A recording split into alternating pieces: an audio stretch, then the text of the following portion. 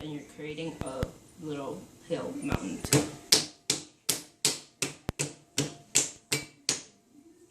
And take your time doing this, because this is called pre-centering, and it helps get the clay already nice and cone shape, and then it's fairly in the middle already.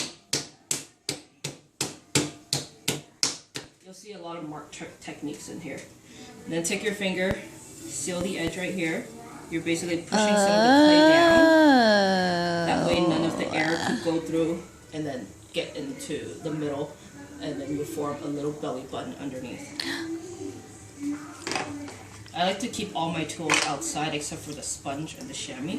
So now so far our clay was dry, our hands were dry. Now you add water, and you want enough water that the clay slips on your hands rather than sticking. So enough water. And then when you're coning up, we're doing our centering right now. So our coning up, we're using our palms right here, just the bottom part, and we're squeezing mostly on the bottom. So we're creating a wall on the sides, and the wheel head's another wall. So all you could do when you're squeezing, it only wants to come up. So squeeze at the bottom, the clay is going to rise up, and follow upwards, and this is coning up. Add some more water, and then we're going to cone down. Left hand pushing down, right hand pushing in. So we want this big chunk of meat where our thumb is, pushing downwards, and our right hand pushing in. If you feel that your clay is moving more, push in more with your right hand. Continue going down.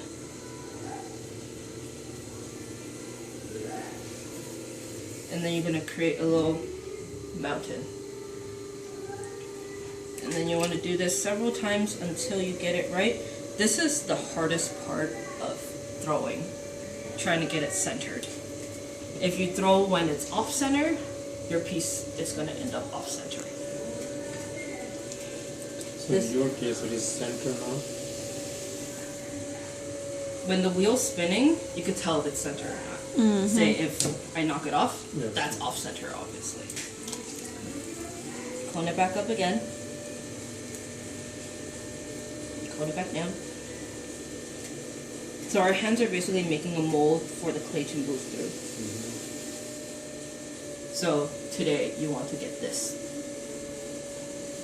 So in order to throw a bowl, I usually use my thumbs instead of my fingers. I find where the middle is, make a small little well. It's going to start getting sticky because it's dry right now. Add some water, and then continue pushing down. We want to have 1/2 inch at the bottom, so when we trim our foot ring, we don't go through our bottom. And then in order to test whether or not we're at 1/2 inch, use your needle, poke right in the middle, and then bring your index finger all the way down to where the clay is. Hold it there, pull it up, and then you could check how thick it is at the bottom. So I'm at like 3/4. Go down a little bit more.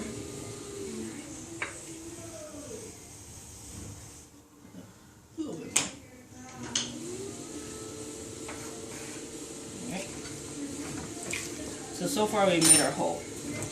And then now, we're going to hook the bottom with our thumbs. If, say, you don't have, I've been called monkey thumbs because I have abnormally long thumbs for some reason.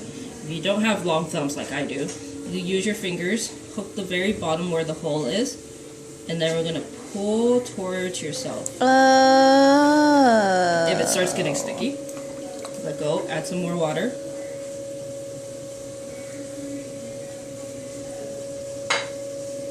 And then you don't want to open up more than what the piece of clay allows. If you move out here, there's not enough clay. Gentle pressure, smoothing it out, going from the middle and sweeping over to the wall, and then coming back in. This create a groove between our fingers and let the clay pass through while having our sponge right next to our left hand and pushing down gently